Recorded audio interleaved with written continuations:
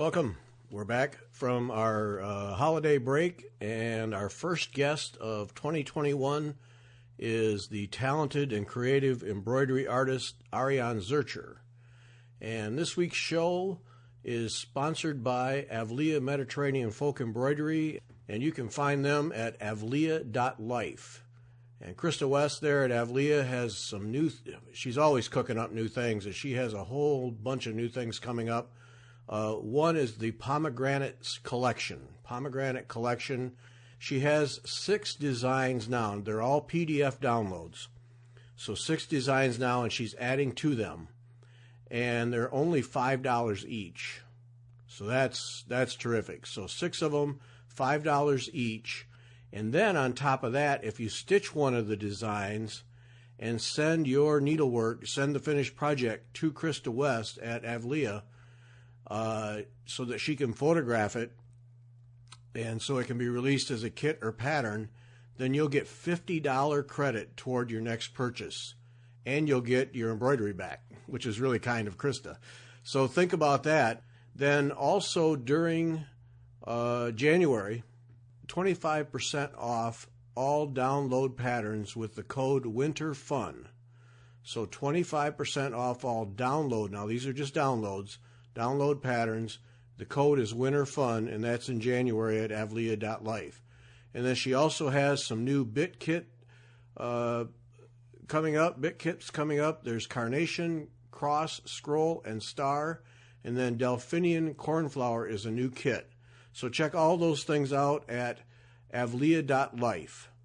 And then also sponsoring this week's show is the Embroiderers Guild of America. And as we all know, the EGA is a community of stitch-minded people who inspire passion for the needle arts through education and the celebration of its heritage. And I encourage you to join. It's a great organization. They are really doing wonderful things. And if you don't have a local group or don't have time or want to be part of a local group, be a member at large. That's what I did. It works out great for me. All that is at egausa.org. Now, there's a couple things coming up. I'm going to sign up for this one. Really excited about this one. On February 13 at 1 o'clock p.m. will be the next EGA virtual lecture. And that the topic there will be the art of the Japanese internment camps. And Tony Gertis is going to present that lecture. And you can go to wetalkfiber.com and put in Tony Gertis, Toni and Gerdes, and hear our interview with her from some time ago and learn more about Toni Gertis. Tremendous talent, extremely knowledgeable a designer and artist, and you'll want to sign up for this virtual lecture. Now, registration opens January 11 at 1 o'clock, and it's limited, I think, to 100 people. So you'll want to act quickly. Obviously, you have to be an EGA member, so yet another reason to join EGA. But 1 o'clock, January 11, you can register for this next virtual lecture. And then also coming soon, and registration is underway now and ends February 3, Brian the Bee with Hazel Blomkamp. And actually, Hazel Blomkamp will be a guest coming up here in the next 3 weeks, so you'll get to learn more about her. 100 students for that. Brian the Bee with Hazel Blomkamp, limited to 100 students, and registration going on now at egausa.org. That ends February 3, so act quickly. And then, of course, remember the lightning rounds, and those are a great opportunity for members at large and small EGA chapters to have a group course. It's an excellent option for a small group of friends also, and new lightning round registration begins on March 1. There will be 4 classes: A Touch of Fall, Ancestry, Desert Strands, and Shimmering Dreams. So be sure and check those out on the website. And then, of course, coming up September 1 will be the Magnificent Stitch, the EGA National Seminar, which will be downtown Chicago and hosted by the Great Lakes region. So thanks to Avlia, Mediterranean Folk Embroidery, and EGA for sponsoring this show. And now our conversation with Ariane Zurcher.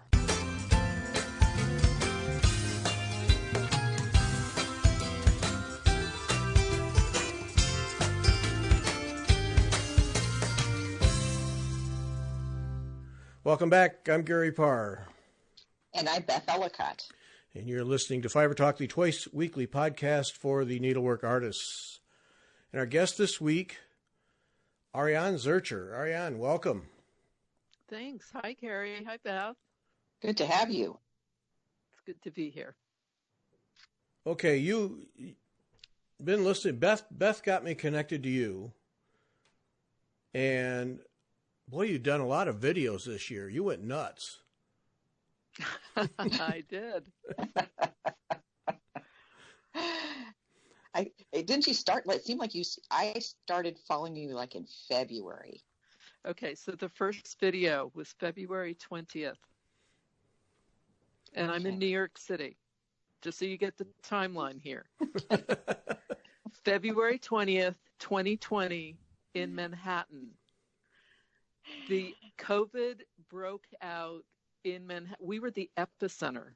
Right. I had nowhere to go, and I thought, okay, here I am. I've started my YouTube video channel. I'm going for it. I was literally working from 5:30 in the morning till midnight. I was doing 2 videos every day, 7 days a week. My husband was saying, "You are insane." And I could not disagree with him. There was no counter-argument. I remember thinking, she's doing a lot of videos. Yeah. Well, that was the thing. Beth said, you need to listen to her videos. And okay, fine, I will. And I listened to one, and then there's notice of another, and lady, you can't keep this up. And I didn't. And then I calmed down at around June. Well, you hung in there a long time. I did. Yeah. So, but I still do at least 1 or 2, usually 2 a week, and often more than that. Now, what got you doing that? I mean, obviously it was time, but you obviously had a ton of stuff to say too. Yeah. So I had this idea about 2 years ago. I was looking for, I was on YouTube and I was trying to figure out how to do a stitch, but I'm left-handed and I couldn't find anything. And it was how to do needle turn applique, actually. There wasn't any videos. There was one video and the woman had just turned, she was right-handed and she just turned her camera upside down and said, "Do this." And then another person who said, yes. Oh, yes. No, yeah. That doesn't work. Yeah. So then, and I thought, okay. So then another person did a video on needle turn applique, and she was left-handed, but she didn't show how to start or finish or how to go around a curve so I thought, okay, well, there's some room here. That's really where the whole thing started from. Okay. And then my friend Anna Bates, who has a very popular YouTube channel called Stitch Roadies and Quilt Roadies, she and I got to talking, and she really encouraged me to go for it. So that was how it all sort of started, the very beginning. But now, And go ahead. And I looked at you because I do have friends that are left-handed, and if you're a right-handed person and you're trying to teach someone who's left-handed, I was like, here, look, ladies, look at these videos. We had just done a Sue Spargo at our guild, just a little pillow. And I said, go look at her videos. So I sent them to you. I was like, oh, look, she's doing left-handed, ladies. Yeah. And in the beginning, Sue and I talked about doing a YouTube channel together, and then her schedule's very busy, and that for a whole variety of reasons didn't work out, and so I just launched on my own. But now you talk about Sue quite a bit. Apparently, you guys are good friends and collaborate quite a bit. Sue, no. For those who don't know, Sue Spargo. Very creative lady. She does a lot of crazy quilting and it's wool applique. Wool applique, right? Yeah. Yeah, she stitches on wool. She does a lot of layering. She has really lovely techniques and really pretty work. But it was important that I find my own voice, and so I've moved away from. Sue is I don't know if she would call it folk art, but I think she might say that. I hope Yeah. I'm not. Yes, I don't want to step on any toes here and describe her in a way that she wouldn't want to be. Well, I think But she fits in that category. Yeah. Yeah. right, Very, so very good folk art, but folk art. yeah, beautiful. So oh, there's beautiful folk art. Yeah.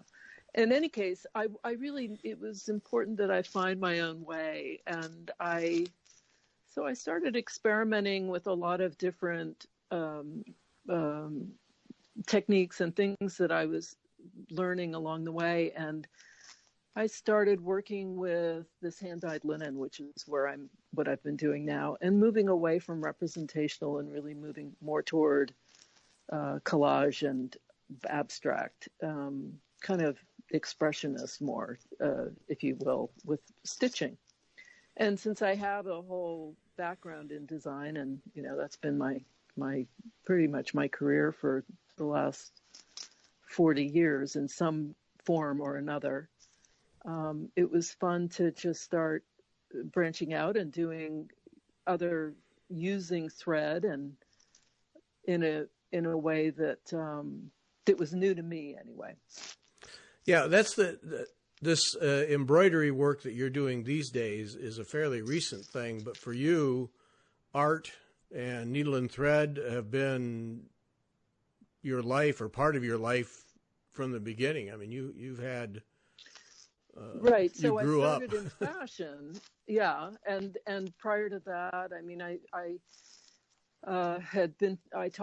was taught to knit right-handed. I knit right-handed by my mother when I was a little girl, and then I went into fashion. I was a fashion designer, and then I, in fashion design, started designing knitwear and was the contributing editor at Elle magazine, and had that how to knit page that they used to have in the back of the book. It was a page with a knit featuring a hand knit, and then you turn the page and it would show the instructions, and that was my page for a little while. And then I sort of went off and did a lot of other things. I was a creative director at an ad agency and lots of other stuff, but always doing something in the form of design and art. And then I began designing jewelry, and I kind of hit a point where I felt like I didn't know where else to go with the jewelry. And that's when I started doing the stitching, and I've been stitching for about 5 years. Yeah. And what I do now is what I'm calling improvisational stitching. I'm taking a blank piece of linen, hand dyed or not, and then I'm just starting to stitch on it and adding stuff. And now I'm playing around with different things, like I've got a whole bunch of wool roving that I'm going to start incorporating. Someone sent me a bunch of silk, what they call silk hankies, that are from this Trenway Silks, a company in Colorado. So I'm going to start incorporating things like that, and I've started doing things like taking a piece of wool and putting stuffing under it, and then whip stitching it down, and then putting stitches on top of that. So I'm creating these kinds of topographical, where there's a really three-dimensional quality to the work. Yeah, and I'm just kind of going wherever wherever I can. I just keep thinking, well, what else could I do?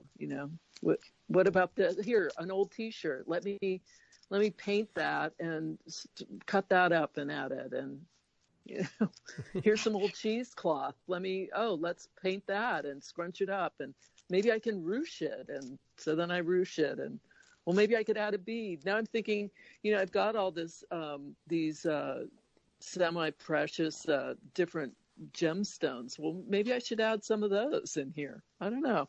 We'll Yeah. see where I Oh, go. that would be interesting. And how do you choose your threads when you're doing this improvisation?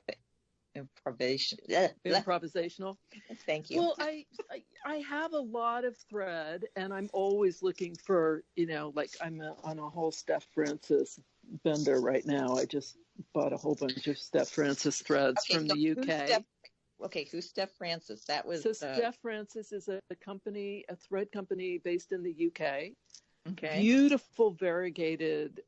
They do pearl cottons of all the number 3, number 5, and number 8 weight, but they also do these sort of raw silk snubby threads that have different thread weights wound into the thread itself with amazing colors. The colors are really what called to me. If a thread has cool colors, I'm on it. I mean, it's like, ooh, let me see what I can do with that. Oh, yes. The thread gatherer, she has some amazing threads that you can't find. People carry her threads, but she has, an Oriental linen that's just luscious. I love it. And then, as far as how to choose the threads, I just grab something. I mean, the hardest part, I think, about starting anything, whether it's a book or a painting or this, is that blankness and the choices. And what I found is the more I sort of worry about what that first step is going to be, the worse it gets. So I just grab anything and just start. It doesn't matter. It doesn't matter what it is, because I can pull it out, or I can cover it with something else, or I'll love it and keep going. So I just grab something, whatever's. Sometimes it's literally, Beth, it's what's on a needle, what's already threaded. And then it's which needle is it? If it's already threaded on a chenille, well, I won't do a wrap stitch then. I'll do something else. If it's already threaded on a Milner's, I'll do a wrap stitch. And that's literally how I'm making my mind up on some of this. It's, I've got an Oriental linen on a Milner's. Okay, let me do a bullion knot. And then I go from there. Well, let me do 100 more bullion knots, all in a cluster on top of each other. Yeah, and I like that approach. It's you don't always.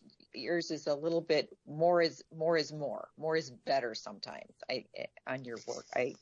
And then there's also lots of blank space too, so that your eye can sort of travel and rest, and not.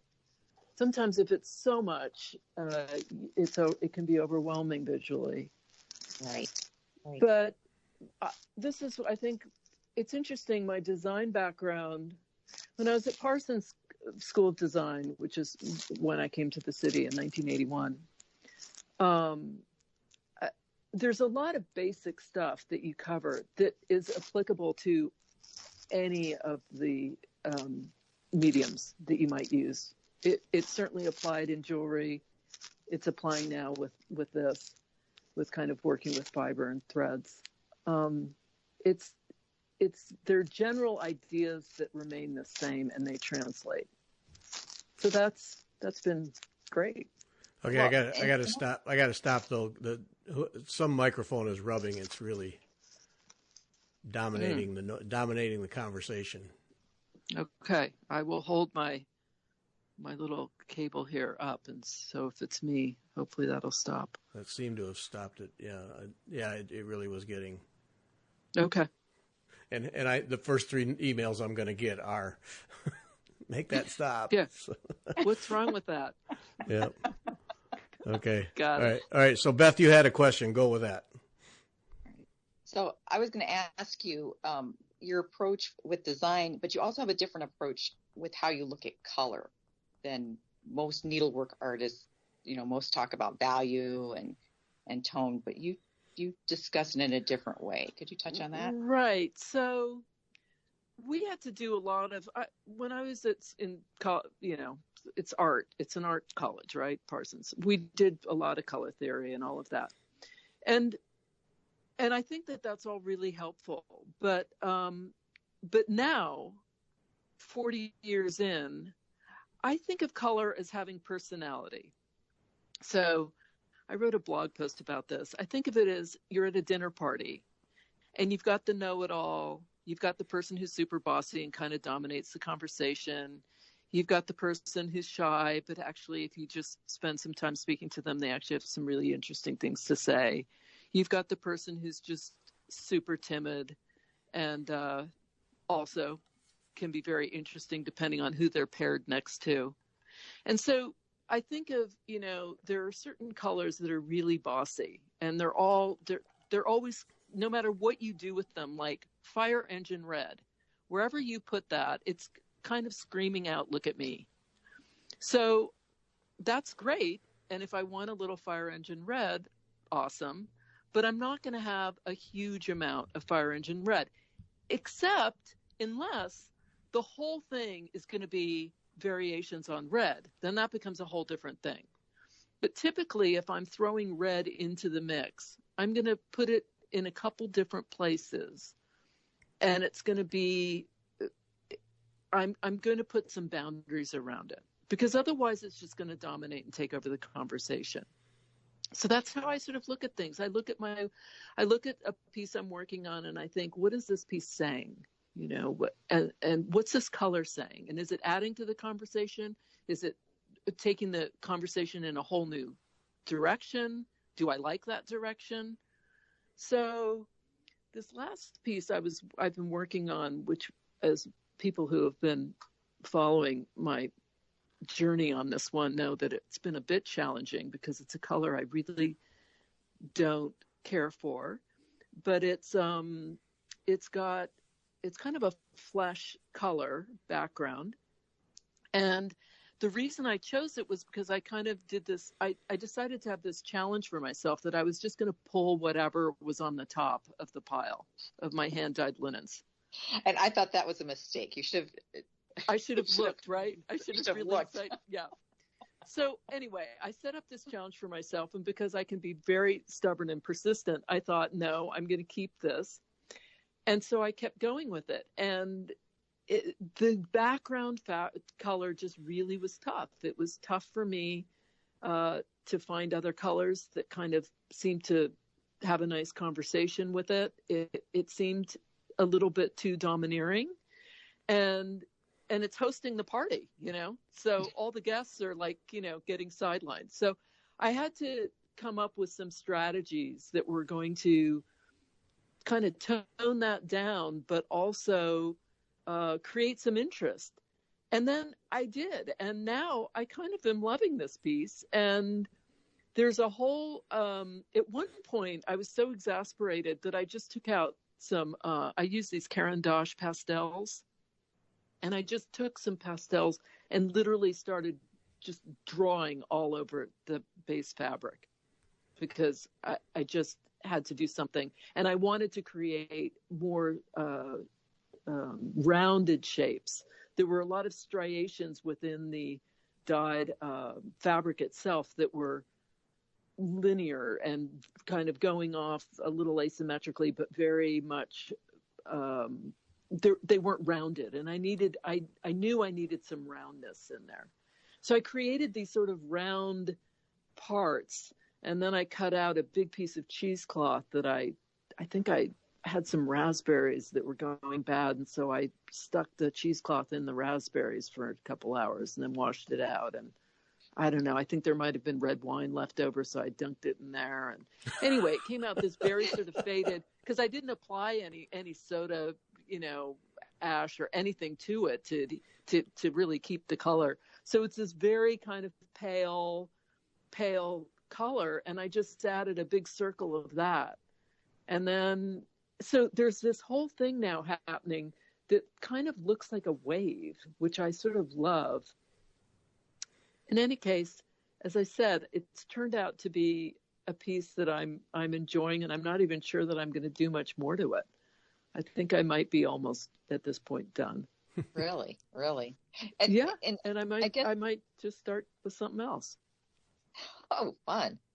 I think what intrigued me about your choice on colors is I'm doing a sampler, and I put in a yellow, And that yellow, I was like, what is wrong? What is wrong? And it's like the yellow is screaming. And I felt like I could hear you saying, sometimes the colors scream at you. And I'm thinking, yeah, that's the problem. That yellow is screaming at me. I think it's going to have to come out. It's making too much Yellow. noise. Yeah, I find yellow very tricky. Now, yellow is very tricky for me personally because it's a color that I don't have a strong bond with. Let's put it that way. I feel as though I don't want to insult it, or hurt its feelings by saying anything negative. And yellow can be really beautiful, but it's a color that I have to use really sparingly. And it's one that I'm always careful of because it doesn't play well sometimes, to my mind. And that's the thing about color. Everybody's got a different idea about color. So if someone says to you, oh, you could take a course in color theory and the psychology of color and come away with all these ideas about color. And maybe that's true for you, but there's going to be someone else that it's not true for. I mean, gradation, sure, but the psychology of color, where green, which is supposed to be for most people a calming color. Well, if someone hates green, that is not going to be a calming color for them. It just isn't. So it's subjective, and there's no hard, fast rule on this.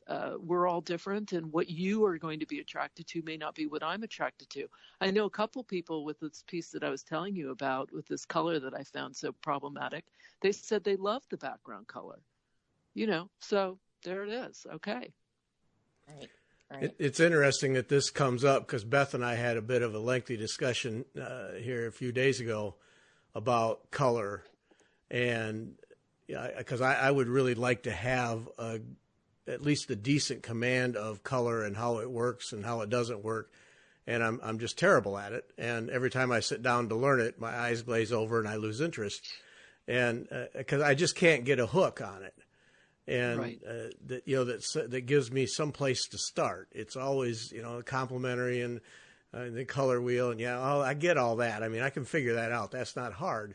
But then making it actually function in place, in a piece of art or anywhere is where I really struggle. And then run into people like you who just see it, and it so frustrates me to just personally because I can't do that. I have to have some set of rules to go by. Right. And I don't know, eventually if I were to follow them enough, I suppose I'd start varying from the rules. But then for you, just start somewhere and sort it out as we go is kind of foreign to me. Right. But Gary, I think that if I think there are some rules that anyone can follow. And the first I would suggest is figure out what colors you really love. You were saying that I can see them. I feel them. That's what I would say. I feel the colors. Mm-hmm. It's a feeling, and getting in touch. And that's what I think some of this color theory, all of that, which is great and I think important. But if you're not talking to people about how it feels, then I think that's a big gap in how they can proceed. If you're working with a color that you really basically just find you don't like, that's going to make it really challenging. So the first thing to do is just to get a whole bunch of colors in front of you, and which ones are you gravitating towards? Mm-hmm. Which ones are you just don't think, just feel, which one am I moving towards? Because we all have colors that we move towards just by instinct, there's no logic to it. They just appeal to us for who knows why. They just do.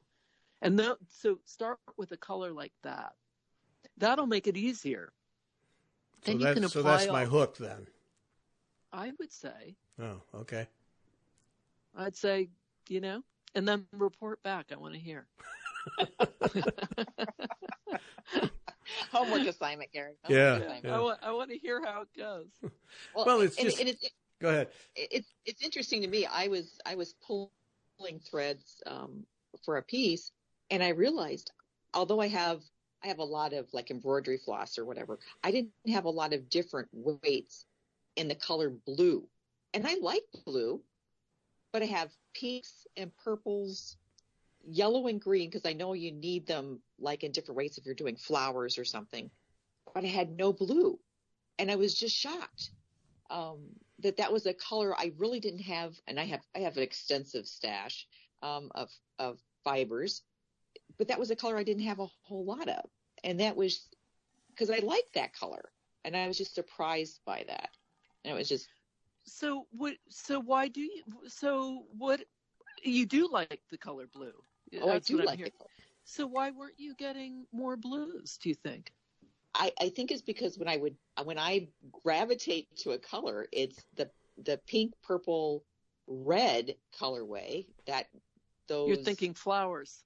I'm thinking flowers, and I don't think blue. And I was looking at a piece I'm working on, and it's like, I need blue in this piece. And I was like, I have nothing in a different weight. I have a number 5 pearl cotton and floss, right. and nothing else. And I'm like, oh, I think I'm going to have to go and do a little shopping. There you go. I think it yeah. sounds like it. That's interesting, Beth, because you do a lot of gardening. Right. And so I wonder how much that influences the colors you buy if you just go buy a bunch of threads, because not a tremendous amount of blue in a typical garden. No.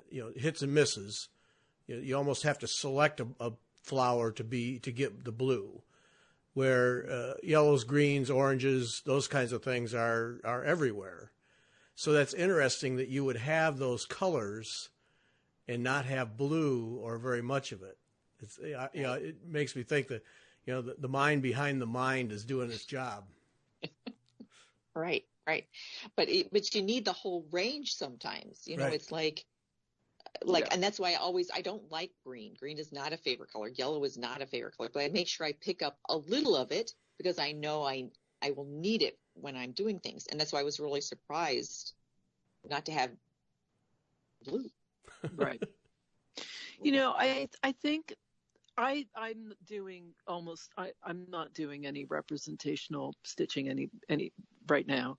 And, which doesn't mean I won't at some point. It just, right now it's not calling to me. So all of those, which color kind of thing, it's like any color, any color is going to work. So let me just play with all different colors. And now I've been doing this thing where I'm thinking, okay, let me try to use one color that I really don't like yellow, and just put it somewhere, just a little bit of it. And so I'm adding just a little touch of it somewhere, just to kind of push myself to use it, to not play favorites so much. It's interesting. It's interesting, this approach that you have to what you're working on right now. Because if you look back at your life, art is the thread, but you have tried all different kinds and expressions of art, jewelry, knitting, whatever it might be, all different kinds. And these days it's embroidery. And right. and then within your embroidery, you try all different kinds of things. But art is the thread that carries through. And as I was doing research on you, I began to wonder, is embroidery, is this all a journey of I want to try art and I want to experience it in different ways? Or is it a journey to a point, and embroidery is the point where now you found a home? Because you're just one of those artists that expresses in different ways at different points in your life, and success each time. I mean, your jewelry is stunning. You owe me a half an hour of time studying your jewelry. But then jewelry to embroidery is, from hard metals and stones to thread is quite a leap, but the art carries. And right. Yeah. The basic and the basic concepts. those continue. And as far as where this goes, I have no idea. I had a thought that I wanted to work a little bit bigger, and so I might do a larger piece next time around, or who knows when, but that's kind of in my head. I've also been thinking about adding more elements, so found objects, different things that I might add. And will that mean then that I need to start stitching on something that's heavier duty so it won't pull? It's really just kind of following the next thing, whatever that is, and being open to it. I don't have any preconceived notion, stitching, and then it's all going to stop here, and this is it. I found I think the home is art. Art is the home. Uh-huh. And so whatever way that gets expressed, that just becomes another tool in the toolbox, Okay, fair enough. No, that's I just wondered, because do you feel that psychological tug that no, this is not it, I got to go try something else? But you don't. It's just no, okay. Not at all. Yeah, no, I and it was when I was really in the thick of jewelry designing. I had a studio, and I was learning to be a bench jeweler so that I could make I could play with the metal. I needed to get my hands dirty. I wasn't a designer that was just sketching and then sending it off to a bench jeweler and saying, here, make this. I was very interested in the mechanics of it. How do I get this metal to move and to change and to become this other shape and this other form? So I ran into this guy on the street in the Diamond District who was a master jeweler, and he said, come to my studio. And in the jewelry district, I mean, people are operating in little cubby holes that are basically the size of most people's closets. I mean, literally, it's maybe 100 square feet, if that.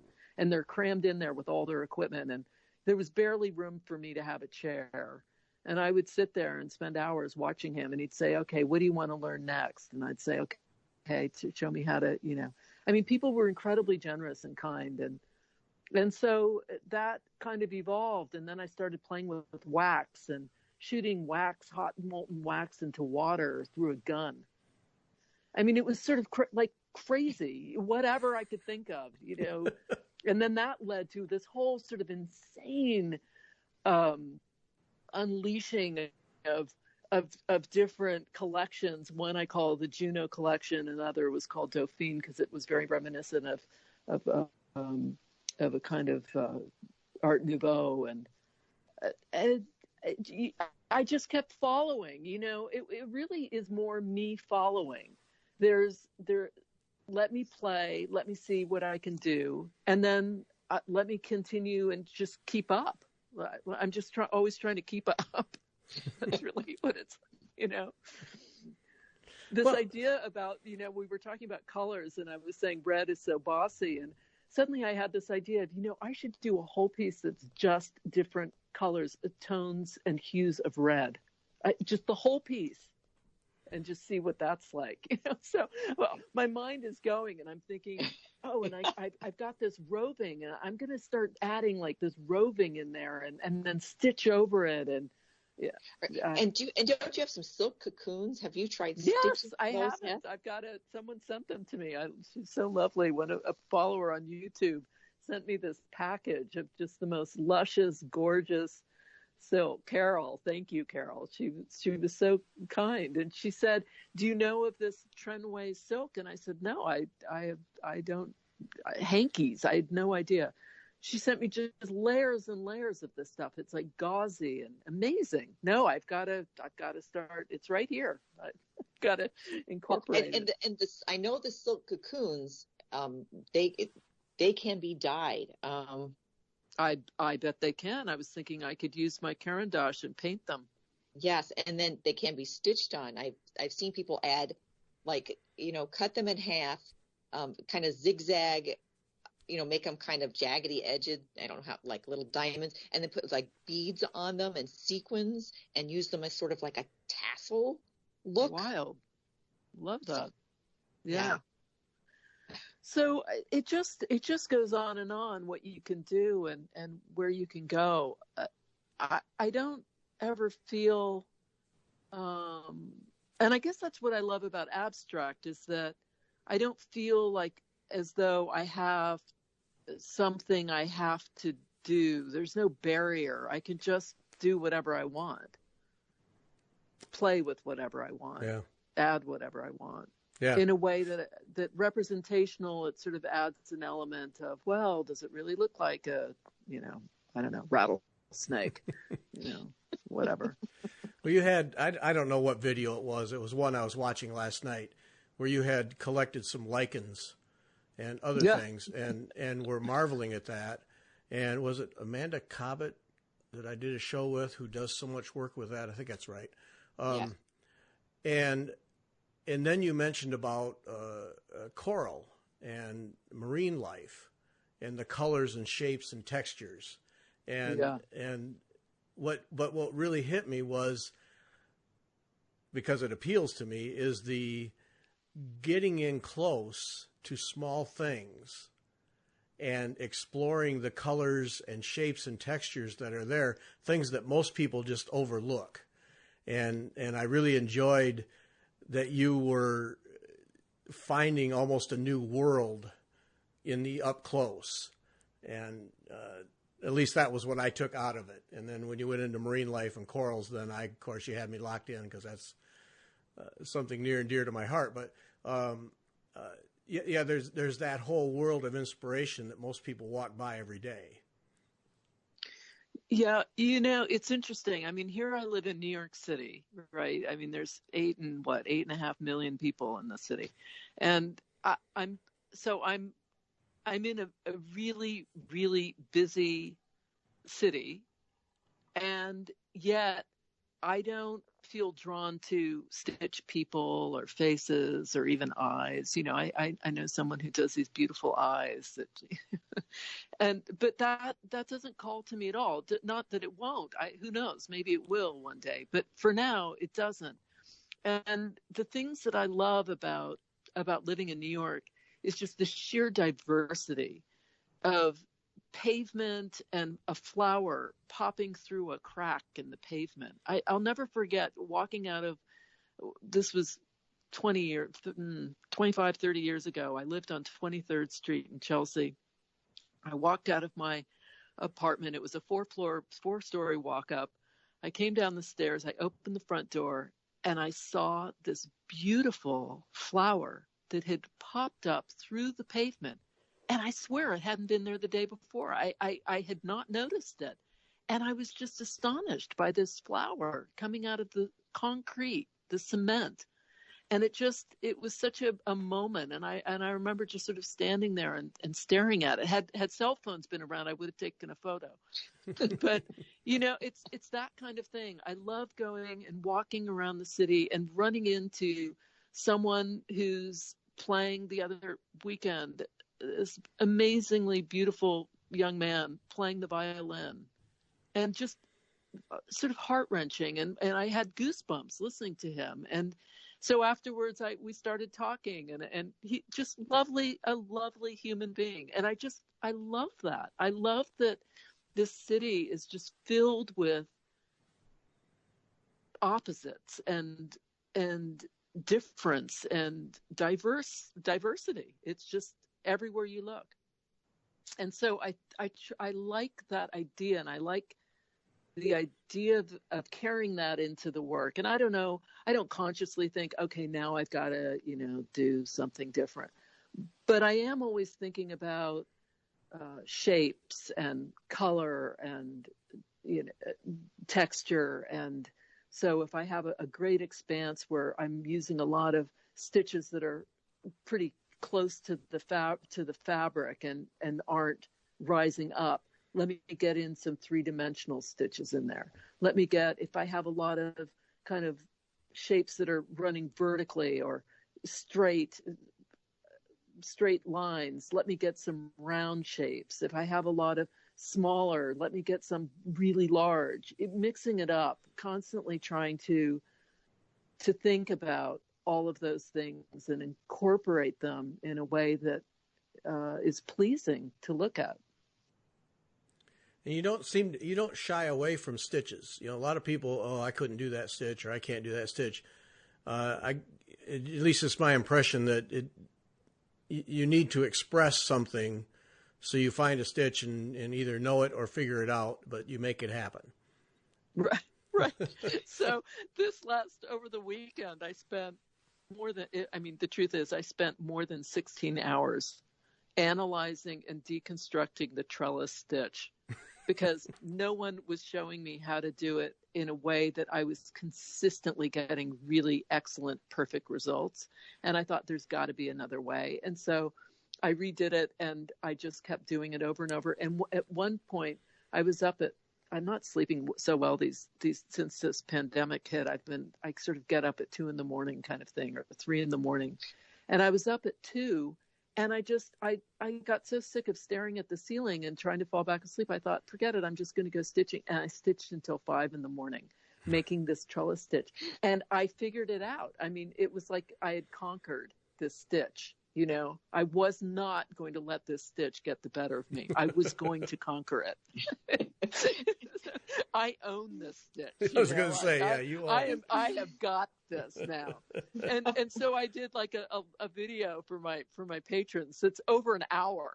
You know? It is. I can't believe how many people have watched it. But, you know, and I'm thinking no one's going to want to watch this. They're all going to just like speed through it. That people have watched it, and you know, it's on my list of things to watch. It's on my things to watch, because we have to do that trellis stitch, Gary, in the Queen sampler, and it's hard to get that perfect. So and the decreasing, and that's the thing about, you know, like a book will show you, but is it going to show me how and where and why I'm decreasing when I am, or right. What happens when the thread runs out? And what if I don't want to have a thread that's 4 yards long? I mean, try stitching with something that's 4 yards. That's not fun, you know, but you're going to get a trellis where you never had to end the thread. So that's the good news. The bad news is you've really had to fight this thing. So I just think, no, I'm going to use a reasonable length, and I'm going to run out, and I'm going to figure out how to attach a thread. So I figured out I have 2 different ways that I attach threads, and both you cannot see where that thread is being attached.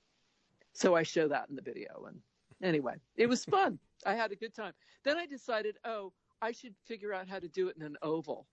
Ugh, why did I think this was a good idea? So now, and that's the thing, once I get it in my head that I have to figure something out, I cannot let go of the idea. So I'm going to have to figure out how to do the oval with the decreasing. That's my big challenge. I love the process stitching. No real goal in mind, just the experience of doing it. Yeah. Yeah. It's fun. I do really love doing that. And I enjoy what happens, the sort of magic that happens as a result. It's a lot of fun. It's very cool. Yeah. The other thing I think of is I'll think, okay, well, what stitch haven't I used? You know, because I have my go-to stitches, the Boya knot, the French knot, the colonial knot. You know, those are kind of go-tos. The seed stitch. But then, well, what else can I do? Right. Or if I'm really stuck on the Boya knot, okay, well, what else can I do with this? So make it into a tendril, 120 wraps. Let's try that. You know. And those look so cool. Yeah, let's try a cluster of about 50 Boya knots that are each between 100 and 150 wraps. Let's do that. That sounds like fun. Or let me try to make a circle, you know, and tack it down. And yeah, it just goes on and on. Well, that, and you're experimenting with the different threads too. You did a video where you said, okay, I'm going to let's try all these different threads doing a certain stitch, and let's see if we can really make. Right. And I can't even remember the stitch. But you were doing things that I was like, ooh, I don't know if that's going to work. And away you went. Sometimes it doesn't, sometimes it doesn't. I mean, I did a video on GIMP, and I think I was trying the silk GIMP that has like a nubby thing to it, which is a really tough, challenging.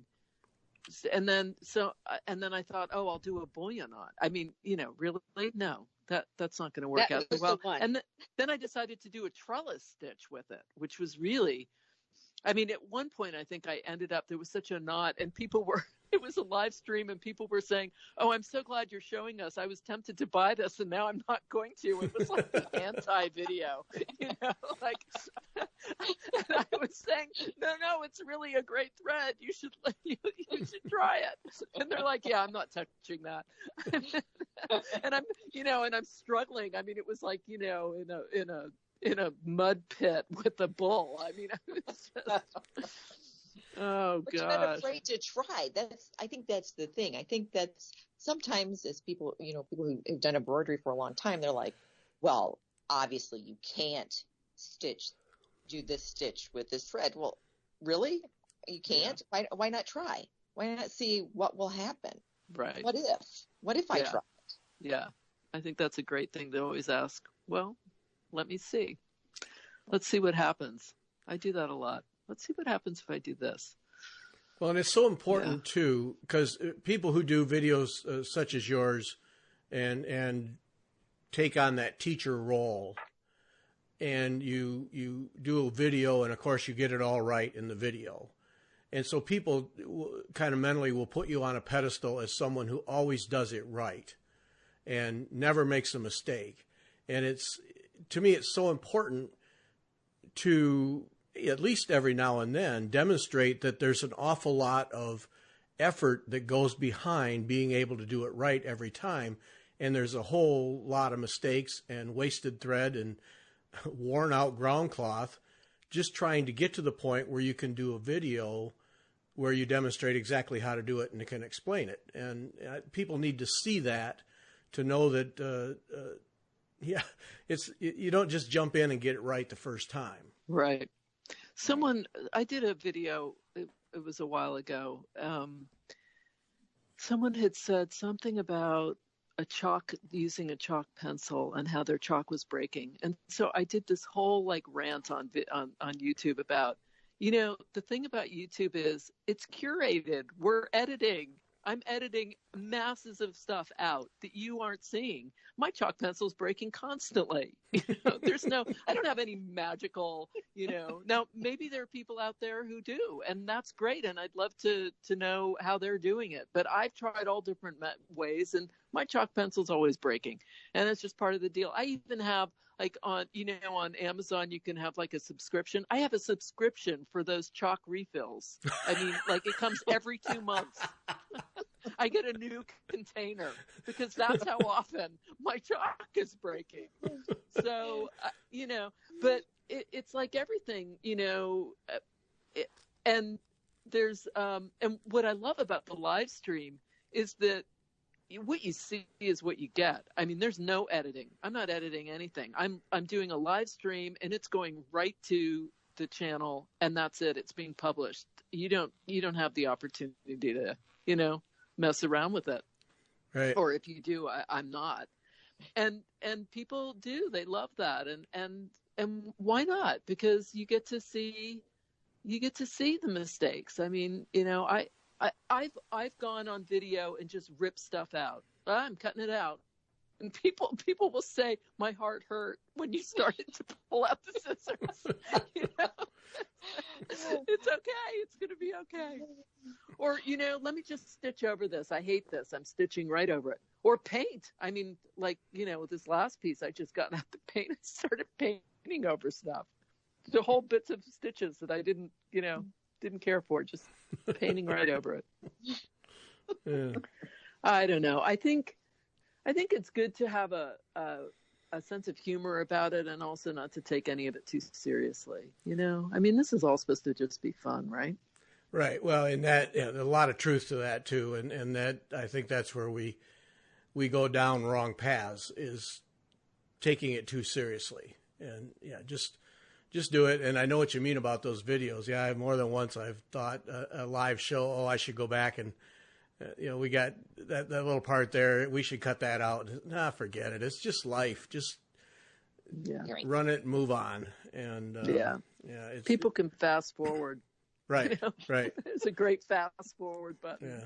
You can shoot right past all that. That's right. Yeah. I mean, I get that, but that's the thing. I'm not doing the kind of fine embroidery work with a hoop that's very exacting, and it is very specific. That's a whole nother genre that I'm not touching. I mean, I don't claim any expertise over any of that, that's a whole art form that I'm not interested in delving into. I really enjoy, but people love that. And when you do, then you should do it by all means. It's just not for me. That's all, so I just do what works for me. Yeah. Well, but even in that type of embroidery, there's still an awful lot of expression and ability to vary from the prescribed path, and you start to see, as people get more experience, you start to see them do that, and whatever artist is in them comes out. And I didn't like this. This was okay, but I wanted to go over here and do this, and it's fun to watch when people do that, and they'll post a picture and say, yeah, this is what I did, but I changed this, and yeah, good move. It worked. Or nah, I wouldn't have. Right. But I think, Ariane, where you help people who are more in the formal, would do more formal embroidery, is you help them start looking at their pieces and saying, okay, well, why don't I like this? What, maybe you've always stitched straight from the pattern, and you'll say, well, there's something I don't like about this, and help them analyze it. Like we were talking about the color theory. Maybe it's the color you don't like, and changing the color, that's, for a lot of people, that's a huge leap in the needlework world. And, but you help them ask that question, to start thinking about what they're stitching in a different way, saying, yeah, I love everything, but I really don't like this one color. Well, pull it out and try another one. I think one of the big challenges with all of this for me has been finding my own voice, really finding my own way, and how I want to express myself with this medium, and how best I can do that, and what are the things that appeal to me. And it's very personal, and each person has their own journey. But I think a lot of people are afraid or worried that what they're doing might be wrong, or because we grow up with so many rules, but this is one of those areas where you can throw all the rules out if you want. And so I hope if there's one thing I do, it's encouraging people to play and to find what they like, what appeals to them, because it's going to be different from what appeals to me or you or anyone else, And so the way we can each go about this in a very, very different way. And that's I think where, at least for me, where the joy comes. The joy comes in just playing and seeing what happens, and just kind of following the joy. Mm-hmm. And so if I can encourage anyone to do that I hope that's what I am able to offer, and maybe a little bit of just some basic design stuff along the way. Okay, fine. But the big thing is just to encourage people to see how much fun they can have. And for some people, the fun is really just in following someone else's pattern, because that is fun. That is really can be very fun and very sort of meditative and lovely. And if that's really where they want to go and be, and that's what works for them, that's great. Then just do that, Yeah, that's where you said that word wrong. And to me, that's where the artist perspective on the world and the non-artist perspective on the world, I think for many, that's the pivot point. Because from an artist perspective, there really isn't a wrong. It's just a different way. Yet to people who are not artists, if it's not some beautiful piece of art that I did something wrong, well, not necessarily.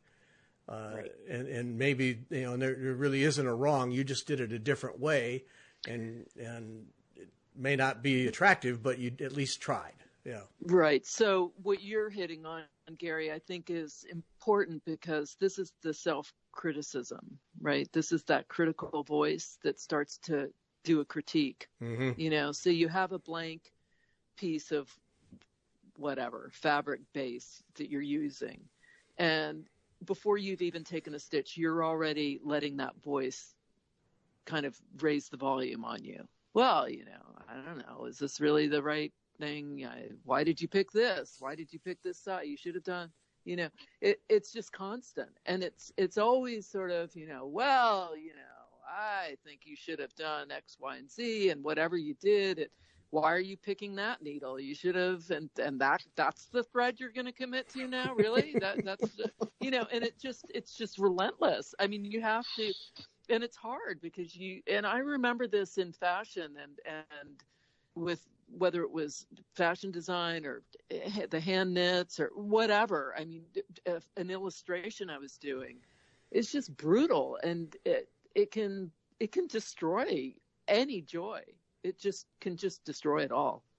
So I think the really hard thing for a lot of people in the beginning is just to see that, hear the voice. Some people aren't even aware that it's going on, but inevitably it's in there, even if it's a little sort of nasty whisper. It's in there, and maybe you're listening, and that's hard. It's hard to hear the voice and say, I do this thing where I'll say, oh, okay, well, thanks for your opinion, and I'm going to keep doing it this way. Thank you so much, and here we go. Yep. And you can come along, or nope, you can go away now. But yep. But the more you practice, hearing it and being cognizant of it, and the more you are able to identify it, the softer and the more it starts to just go away, to the point where there are times when I have hours, days when that voice isn't even, it's gone. Because I'm just, it has no place in this for me. Yeah. It's going to do nothing positive. But I think it's really, really hard. And I remember how crippling when I would listen to it, how crippling it could be. And I'm having that problem right now I've got two that's more like a free-form embroidery pieces, and I'm stuck on both of them. And it's that voice. Oh, why are you doing that? Oh, you shouldn't have even started this piece. Look how ugly it is. And it's like, okay, I'm like, deep breath. Yeah. And it is. It's just ongoing. It's an ongoing background noise. I think maybe acknowledging it and saying, okay, that's what your opinion is. But I'm going to keep working on this. Yeah, it's very much like a bratty, 5-year-old who needs to have you acknowledge them. You have to acknowledge the voice. You have to say, okay, I hear you, valid, but we're going to do it this way. Because I think just like a bratty 5-year-old, if you ignore them, what do? They up the volume. It's they're going away. They're not going anywhere. They're still there.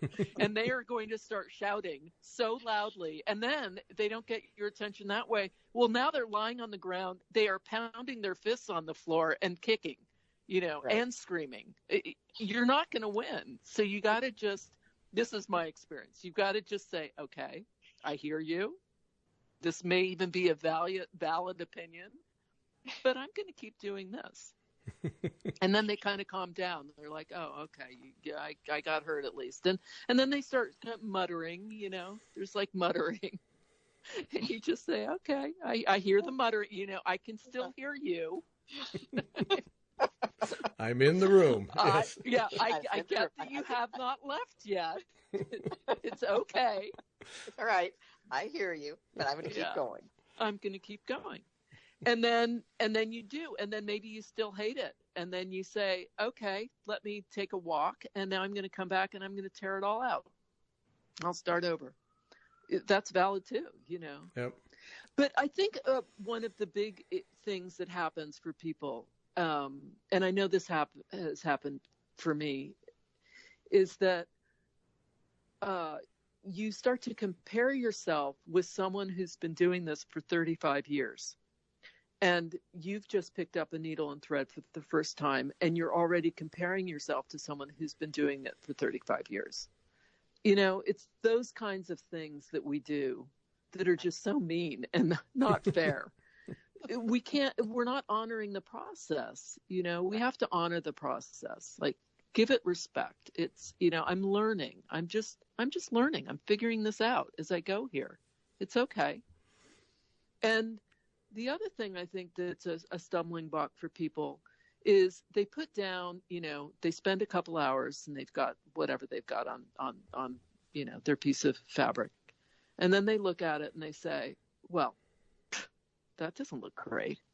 Well, no, you just spent 2 hours on it. I mean, you can't expect it to look like anything much. It's only been a couple hours. Keep going. It's this impatience. It's this kind of, well, I don't know. I mean, that doesn't look great. That's and then the voice of, what were you thinking? Ends it, and it's a no-win. I mean, it's like telling someone who's, painting, they've got a couple brush strokes and you say, well, what's that? Well, I don't know. I've just begun. I mean, Give me more time. Yeah. Like a few weeks maybe. So, I mean, this piece that I've been, the challenge, I should probably call it the challenge. It's only been in the last week or so that I've started to say, oh, yeah, I like that. It's looking good. And you've been working on it for quite a while. I have. I have a Patreon page, and one of my patrons said, don't you have other works in progress? I have lots of works in progress. Clearly, she's tired of seeing this one piece. I totally get it. And I thought, she's probably right. I should start something else. It just cracked me up, though. Don't you have some more work that we can see? I love watching the progress. Yeah. I think it's important. I think it's important to just start and then to be able to see where it started from, and you just keep going. And the people who, end up with something that they really love, well, follow them from the start to the finish. It's a lot more complicated and messy than the straight path we imagine. Right. Also, we live in a society where we are so wanting instant gratification. We need to have Amazon shipping with drones immediately. I want to be able to press the button of order and get it in an hour. And it's like, yeah, and then that happens. And it's like, well, now I want it in 5 minutes. I mean, we are so in a society of now, we want everything now. I want this thing to be finished now. I don't want to wait through the process of it. And the process is meandering and it's not linear. Mine isn't. Mine is never linear. But that's something I think that the pandemic is teaching a lot of people. Given some time, dial it back. It doesn't have to be instant. There's a lot of gratification in taking your sweet time to work on something. Well, hence the whole fad of yeast bread baking, whatever it was. That everyone was posting photos of these amazing loaves of bread, and I thought, oh, that's so great. I love it. Yeah, you got to put it in the oven, let it rise for a while, or put it in a warm place, not the oven. Let's end on bread, Ariane. Let's end on bread. Okay. That's a good spot. On bread. Thanks so much. That was an absolute treat to talk with you. Thanks for making the time. Really enjoyed it. Oh, absolutely. So great to talk with both of you. All right. Thank you. Thanks to everybody for listening.